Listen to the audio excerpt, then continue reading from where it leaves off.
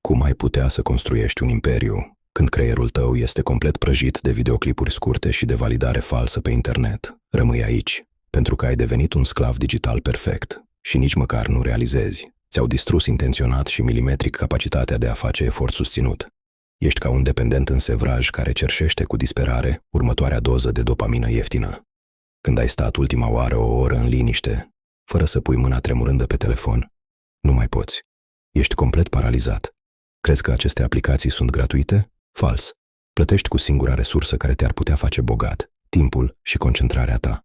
Această distragere constantă este o armă de control în masă. O populație distrasă, obosită, care trăiește doar pentru următoarea notificare, nu va pune niciodată întrebări, nu va lupta niciodată pentru libertatea ei.